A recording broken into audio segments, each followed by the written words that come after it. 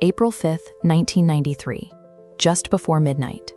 A 19-year-old girl falls from a fifth-floor window in Mumbai, falling into the darkness below. She survived the initial impact and was rushed to the hospital by neighbors, but she died shortly after arriving at Cooper Hospital from severe internal bleeding.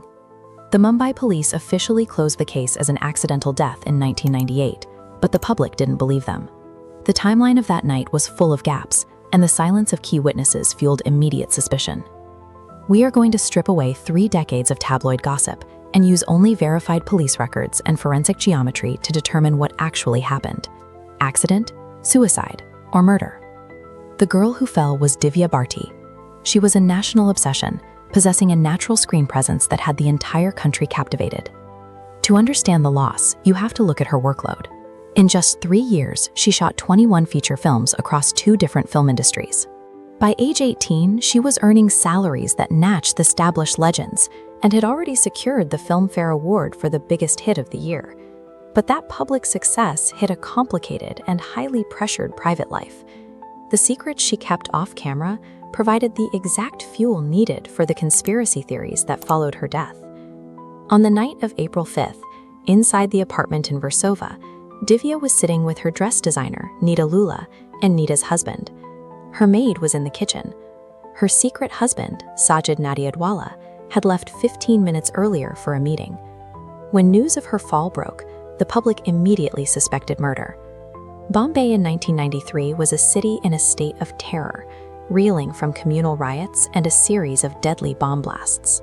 Rumors spread that Divya was killed because she knew too much about the underworld's influence on film financing, a theory that gained traction because of the police crackdowns happening across the city at that exact moment.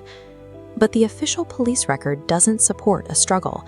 There was no forensic evidence of a fight, no witness claims of a push, and the primary suspect had definitively left the building before she fell. The murder theory was a product of the era's fear and chaos. It relies on a climate of conspiracy rather than any verifiable physical fact. This brings us to the suicide theory. Divya was carrying massive psychological weight, largely due to her secret marriage to Sajid, which her parents reportedly did not approve of. There was also documented friction over her finances, and by her own admission to her friends that evening, she was feeling deeply depressed. However, her actions that afternoon point in a different direction. Just hours before she died, she had finalized the purchase of a new 4-bedroom apartment, a sign that she was planning for a future, not an end.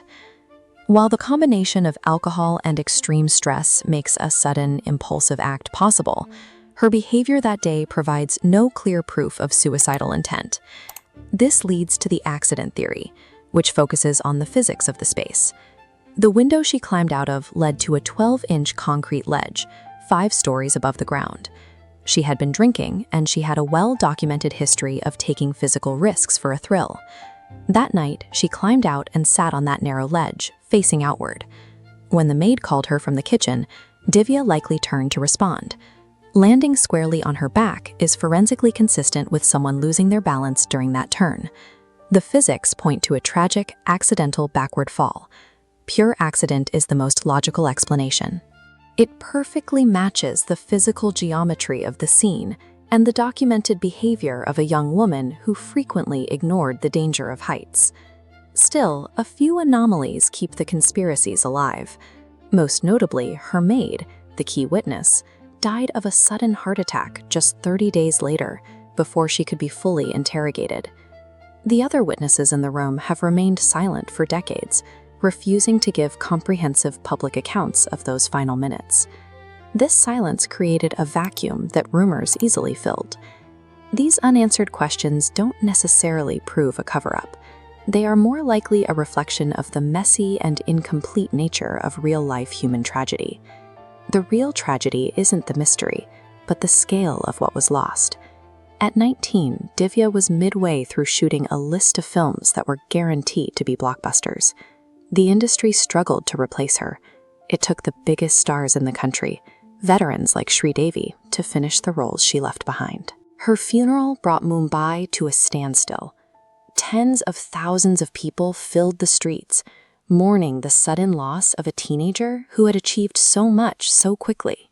Divya Bharti's true legacy isn't the unsolved mystery of her final seconds.